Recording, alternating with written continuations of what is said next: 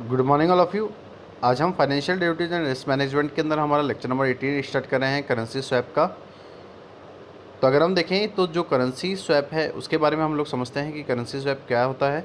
तो एक currency swap sometimes referred as a cross currency swap involve the exchange of interest and sometime of principal in one currency for the same in another currency.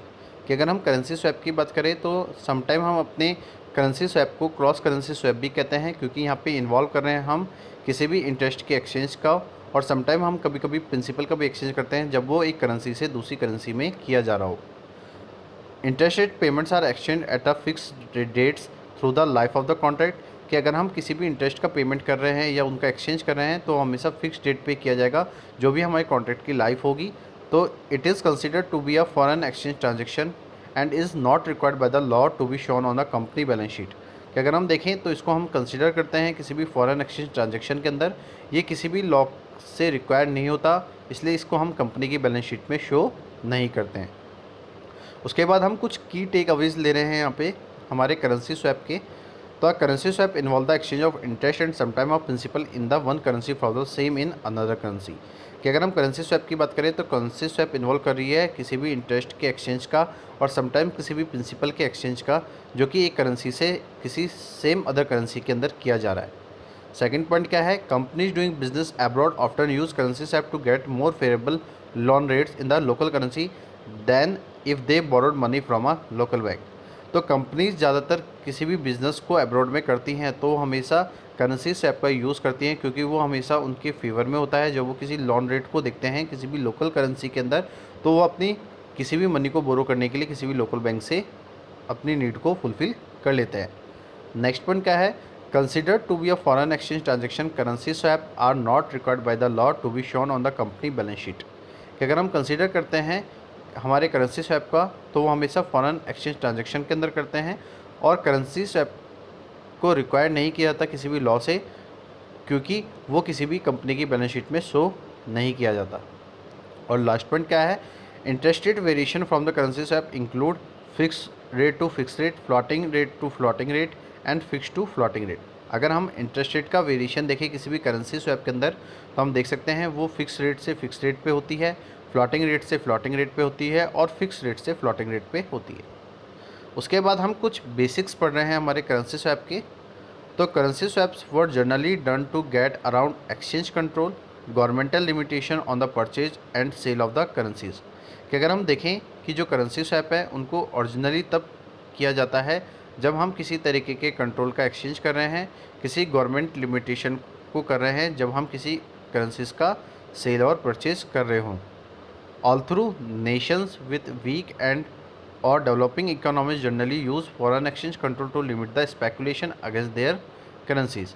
कि अगर हम देखें तो जो nation है जो कि वो वीक है और जो डेवलपिंग इकोनॉमी में है वो हमेशा यूज़ करते हैं हमारे फॉरेन एक्सचेंज कंट्रोल को, जिससे कि वो स्पेकुलेशन के अगेंस्ट हमारी करेंसीज को बचा सके।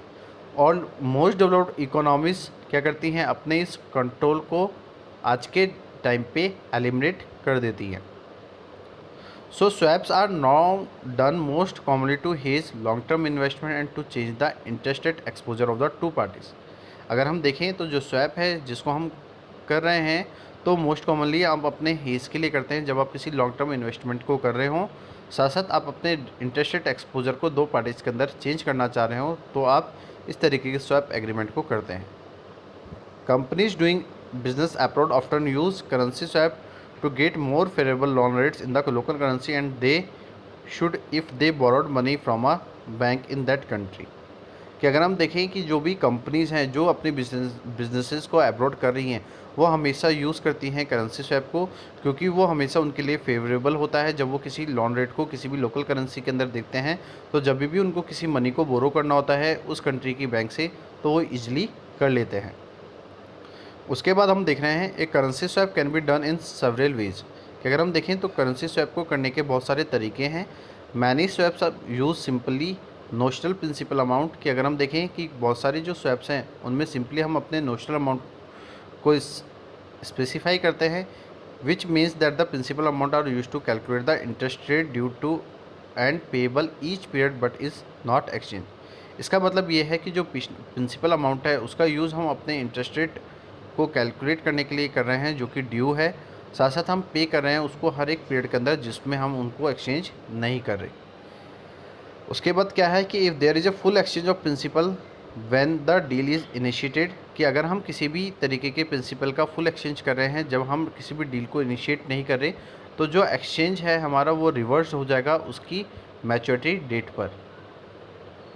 Currency swap maturity are negotiable for at least 10 year. अगर हम देखें तो जो करेंसी स्वैप की मैच्योरिटी होती है वो नेगोशिएबल होती है 10 साल तक के लिए, making them a very flexible method of a foreign exchange. Interest can be fixed और फ्लोटिंग।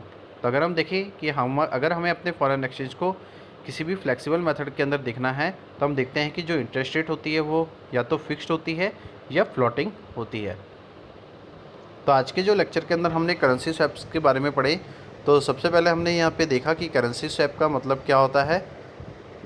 तो हमने देखा कि जो करेंसी स्वैप है वो क्रॉस करेंसी स्वैप होती है, जो कि इन्वॉल्व करती है किसी भी इंटरेस्ट के एक्सचेंज, किसी भी प्रिंसिपल के एक्सचेंज को जो कि एक करेंसी में दूसरी करेंसी के बेसिस पे की जा रही है, और जो भी हम इंटरेस्ट पेमेंट का एक्सचेंज कर रहे हैं वो एक फ़िक्स डेट पे करते हैं जो कि उस कॉन्ट्रैक्ट की लाइफ साइकिल होती है।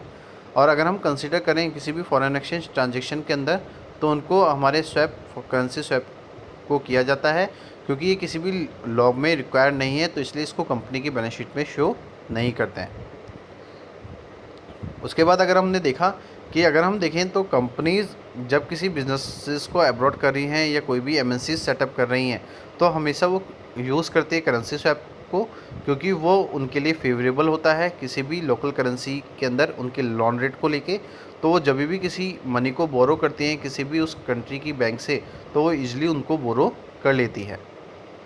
साथ साथ हमने क्या देखा कि जब हम किसी फॉरेन एक्सचेंज ट्रांजेक्शन को कंसिडर करते हैं, तो करेंसी स्वैप के अंदर हमें रिक्वायरमेंट नहीं होती कि उसको किसी भी कंपनी की बैलेंस शीट में शो किया जाए। और अगर हम देखें तो जो इंटरेस्ट रेट वेरिएशन है हमारे करेंसी स्वैप के, वो 3 चीज़ों में कैरेक्टराइज़ किए गए हैं। पहला है fix rate to fix rate, second है floating rate to floating rate, और तीसरा है फिक्स टू फ्लोटिंग रेट। उसके बाद हमने क्या देखा कि जो करेंसी स्वैप है उनको जब हम किसी तरीके के एक्सचेंज कंट्रोल के लिए करते हैं, तो जो गवर्नमेंटल लिमिटेशन है जहाँ पे हम करेंसीज को परचेज और सेल कर रहे हैं, तो हम देखते हैं कि जो नेशंस वीक हैं और जो डेवलपिंग इकोनॉमी है वो हमेशा फॉरेन एक्सचेंज कंट्रोल का यूज़ करती है, क्योंकि वो एक लिमिट में अपने स्पेकुलेशन के अगेंस्ट उन करेंसीज़ को बचाना चाहती हैं। और जो डेवलप कंट्रीज़ हैं, डेवलप इकोनॉमीज़ हैं, वो इस तरीके के कंट्रोल को एलिमिनेट करती हैं आज के टाइम पे। और उसके बाद अगर हमने देखा कि जो हम स्वैप है वो मोस्टली हम अपने हेज रिस्क को करने के लिए करते हैं, तो जो भी हम लॉन्ग टर्म इन्वेस्टमेंट कर रहे हैं, जो भी चेंज कर रहे हैं हम अपने इंटरेस्ट रेट एक्सपोजर को दो पार्टीज़ के बीच में, उनको करेंसी स्वैप के अंदर किया जाता है। तो हमारा जो टॉपिक है ये यहाँ पे कंप्लीट होता है। आज के लिए इतना ही। Thank you so much and have a nice day.